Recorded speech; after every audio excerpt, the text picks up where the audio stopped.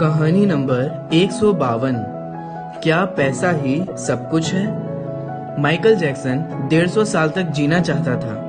किसी से हाथ मिलाने से पहले दस्ताने पहनता था। लोगों के बीच में जाने से पहले मुंह पर मास्क लगाता था।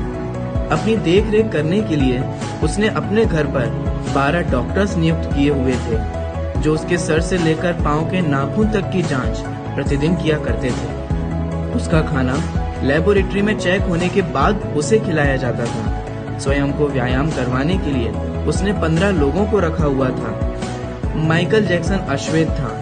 उसने 1987 में प्लास्टिक सर्जरी करवाकर अपनी त्वचा को गोरा बनवा लिया था। अपने काले माँ बाप और काले दोस्तों को भी छोड़ दिया। गोरा होने के बाद उसने गोरे माँ बाप को किराए पर लिया और अपने दोस्त भी गोरे बनाए। शादी भी गोरी औरतों के साथ की। नवंबर 15 को माइकल ने अपनी नर्स डेबी रो से विवाह किया। उसके जीवन का बस एक ही लक्ष्य था कि वह 150 साल तक जीवित रहे। इसके लिए वह हमेशा ऑक्सीजन वाले बेड पर सोता था। उसने अपने लिए अंगदान करने वाले डोनर भी तैयार कर रखे थे, जिन्हें वह खर्च देता था, ताकि समय आने पर उसे किडनी, फेफड़े, आंख या किसी भी शरीर के अन्य अंग की जरूरत पड़ने पर वह आकर दे दे। उसको लगता था कि वह पैसे और अपनी प्रसिद्धि के बदौलत मौत को भी चकमा दे सकता है, लेकिन वह गलत साबित हुआ। 25 जून 2009 को उसके दिल की धड़कन रुकने लगी। उसके घर पर 12 डॉक्टर की मौजूदगी में हालत काबू में नहीं आए। सारे शहर के डॉक्टर उसके घर पर जमा हो गए, लेकिन वह उसे नहीं बचा पाए। उसने 25 साल तक डॉक्टर की सलाह के विपरीत कुछ नहीं खाया। अंत समय में उसकी हालत बहुत खराब हो गई थी। 50 साल तक आते आते वह पतन के करीब ही पहुंच गया था और 25 जून 2009 को वह इस दुनिया से चला गया। जिसने अपने लिए 150 साल जीने का इंतजाम कर रखा था, उसका इंतजाम धरा का धरा रह गया। जब उसकी बॉडी का पोस्टमार्टम हुआ तो डॉक्टर्स ने बताया कि उसका शरीर हड्डियों का ढांचा बन चुका था। उसका सिर गंजा था। उसकी पसलियां, कंधे, हड्डियां टूट चुके थे। उसके शरीर पर अनगिनत सुई के निशान थे। प्लास्टिक सर्जरी के कारण होने वाले दर्द से छुटकारा पाने के लिए एंटीबायोटिक वाले दर्जनों इंजेक्शन उसे दिन में लेने पड़ते थे। क्या आपको पता है, माइकल जैक्सन की अंतिम यात्रा को 2.5 अरब लोगों ने लाइव देखा था। यह अब तक की सबसे ज्यादा देखे जाने वाली लाइव ब्रॉडकास्ट है। माइकल जैक्सन की मृत्यु के दिन यानी 25 जून 2009 को दोपहर के 3:15 बजे विकिपीडिया, ट्विटर, इंस्टेंट मैसेंजर यह सभी क्रैश हो गए थे। उसकी मौत की खबर का पता चलते ही गूगल पर 8 लाख लोगों ने माइकल जैक्सन को सर्च किया।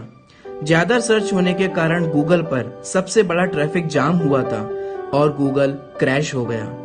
2.5 घंटे तक गूगल काम नहीं कर पाया।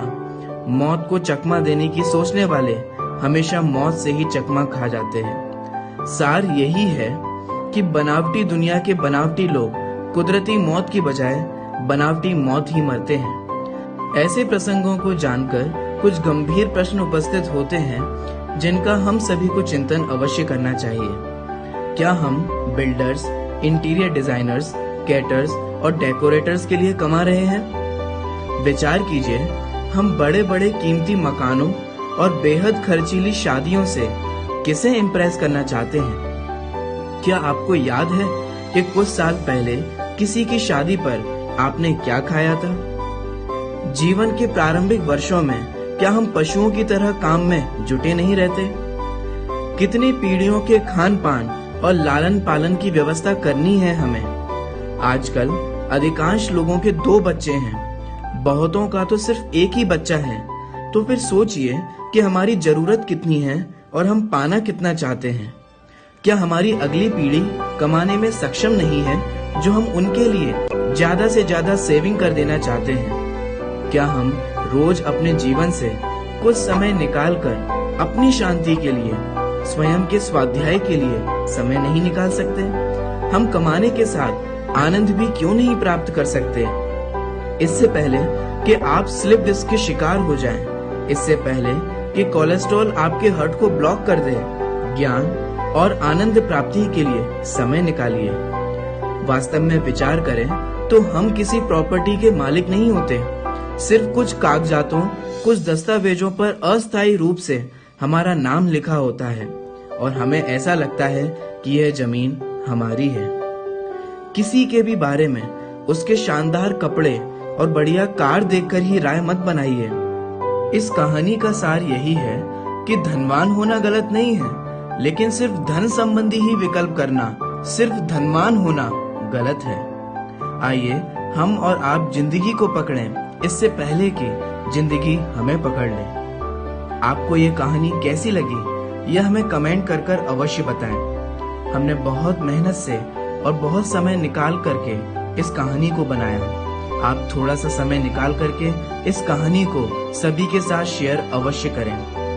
आपने ये कहानी अंत तक देखी और अपना बहुमूल्य समय इस कहानी को देखने में लगाया, अतः आपका हृदय से बहुत बहुत धन्यवाद।